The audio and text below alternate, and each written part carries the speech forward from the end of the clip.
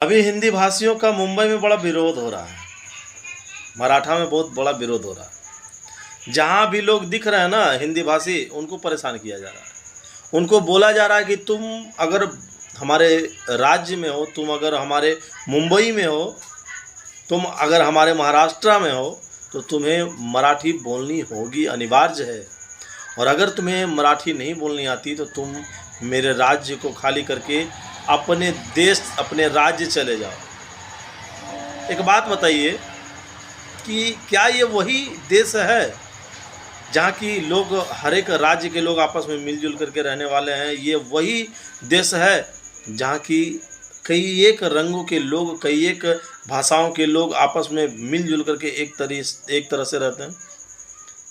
क्या इन सभी चीज़ों का जिम्मेवार कौन है? हम हैं, आप हैं, या फिर हमारे बिहार की सरकार है?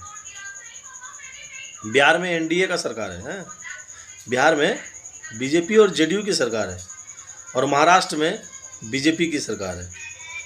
कहाँ गया वो हिंदू हृदय सम्राट?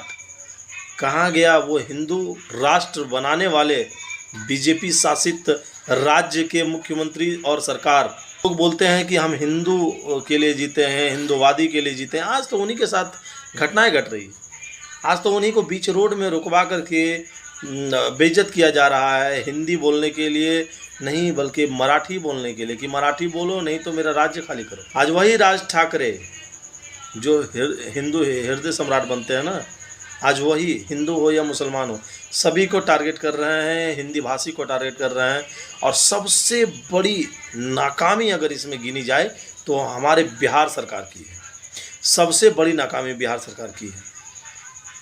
बिहार सरकार अगर अंधी होगी तो उन्हें ये सब नहीं दिखेगा।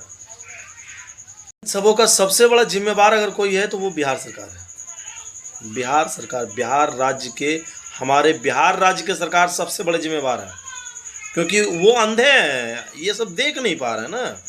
एक तो हमारे यहाँ रोजगार का कोई जरिया नहीं बना पाते, कभी दारू बंद कर देंगे, कभी ताड़ी बंद कर देंगे, ये सब होता है। रोजगार नहीं देने वाले लोगों को गालियां सुनवाने के लिए राज्य से बगैर दूसरे राज्य भेजवा देते हैं। हम लोग जानवर हैं, हम बिहारी जानवर हैं, क्योंकि हम ना जानवरों की तरह लद करके ट्रेन में अपने बाल बच्चों का पेट भरने के लिए, अपना आजीविका चलाने के लिए दूसरे राज्य में जाकर के दूसरे की गालियां खाते हैं। हम जानवर हैं। हमारे सरकार को हमसे क्या परवाह, क्या फ़र्क पड़ता है? हमारे राज्य की सरकार को, हमारे सरकार को क्या फ़र्क पड़ता है कि हम मर रहे हैं या हम जी रहे हैं? इतनी बेइज्जती, इतनी, क्या मतलब, आप कह नहीं सकते कि हमारे राज्य के सरकार को, हमारे बिहार के सरकार को, जिसमें एनडीए, जो बीजेपी और जदयू दोनों शामिल है, दोनों को शर्म नाम की चीज़ नहीं है।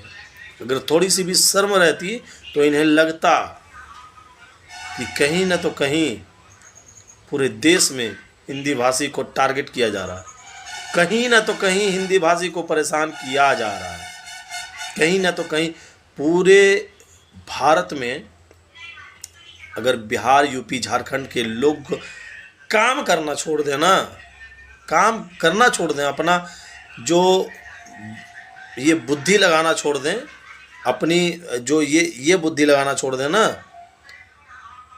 तो जो मराठी या फिर तमिल या फिर कहीं के भी लोग हों जो बैठ के मौज से खा रहे हैं ना, उनका खाना हगना बंद हो जाए। इतनी पावर है बिहार, झारखंड और बंगाल के इसमें। लेकिन इस चीज़ का गलत उपयोग हम कर रहे हैं। हम अपने राज्य में इसका उपयोग कर सकते थे अगर हमारी सरकार हमें जरिया देती, लेकिन हमारी सरकार हमें जरिया नहीं देती बल्कि बेइज्जत करवाने का काम करती है। हमारी सरकार हमें दूसरे राज्य भिजवा करके हमें बेइज्जत करवाती है, हमें शर्म महसूस करवाती है। और हमें शर्म महसूस होता है कि हम दूसरे राज्य में आकर के काम कर रहे हैं और दूसरों की गालियां सुनते फिरते हैं। हमें अपने राज्य में किसको लगता है कि वो अपना घर छोड़ करके कहीं और जाए? मजबूरी है साहब, मजबूरी है, समझिए आप सब।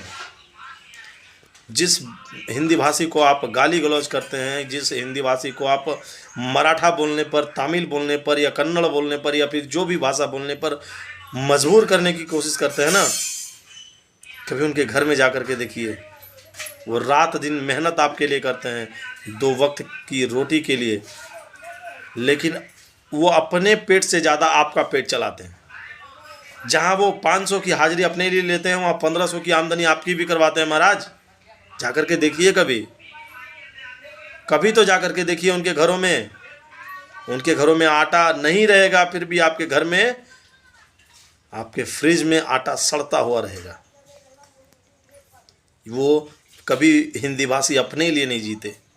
हिंदी भाषी जब जीते हैं तो दूसरों के लिए जीते हैं।